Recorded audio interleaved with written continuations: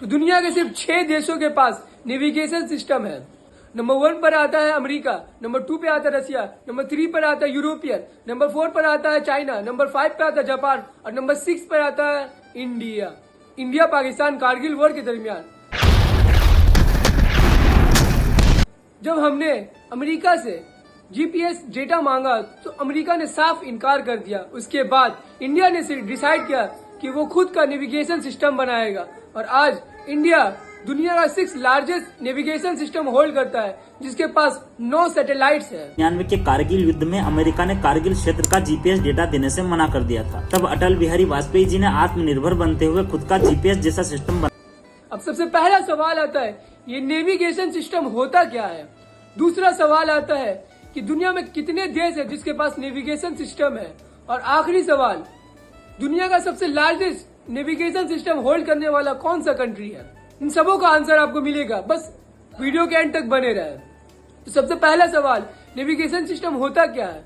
तो कोई भी कंट्री अपने बाउंड्रीज, अपने एयरलैंड और अपने मिलिट्री पावर को इंक्रीज करने के लिए a system that uses GPS technology to provide turn-by-turn directions. दूसरी कंट्री की एक्टिविटीज और दूसरे कंट्री का पोजीशन और खुद के मिलिट्री पावर को स्ट्रॉन्ग करने के लिए नेविगेशन सिस्टम का यूज किया जाता है। 1999 कारगिल वॉर के दरमियान जब हमारे पास नेविगेशन सिस्टम नहीं था, तब हमने अमेरिका से नेविगेशन सिस्टम की डिमांड किया था, उसका डाटा मांगा। लेकिन उस समय अमेरिका ने नेविगेशन यानी कि अपना जीपीएस डेटा देने से साफ इनकार कर दिया। उसके बाद इंडिया ने डिसाइड किया कि वो खुद का नेविगेशन सिस्टम बनाएगा।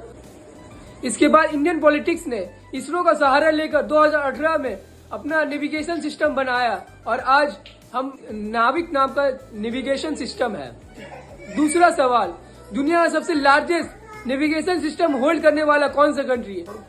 तो वो कंट्री है अमेरिका, जिसका नाम है जीपीएस, जो लगभग 31 सैटेलाइट्स होल्ड करता है। और लास्ट सवाल कि दुनिया के किन किन देशों के पास नेविगेशन सिस्टम है। तो दुनिया के 6 देशों के पास नेविगेशन सिस्टम है। नंबर 1 पर आता है अमेरिका, नंबर 2 पे आता है रसिया, नंबर 3 पर आता है यूरोपियन, नंबर 4 पर आता है चाइना, नंबर 5 पे आता है जापान और नंबर 6 पर आता है इंडिया। इंडिया का जो नेविगेशन सिस्टम है उसे हम लोग नाविक सिस्टम कहते हैं और अमेरिका का जो नेविगेशन सिस्टम है उसे हम लोग जीपीएस कहते हैं और रशिया का जो नेविगेशन सिस्टम है उसे हम लोग रूसो कहते हैं और यूरोपियन का जो नेविगेशन सिस्टम है उसे हम लोग गैलीलियो कहते हैं। चाइना का जो नेविगेशन सिस्टम है उसे हम लोग वेडू कहते हैं और जापान का जो नेविगेशन सिस्टम है उसे हम लोग क्या कहते हैं वो कमेंट में बताइए।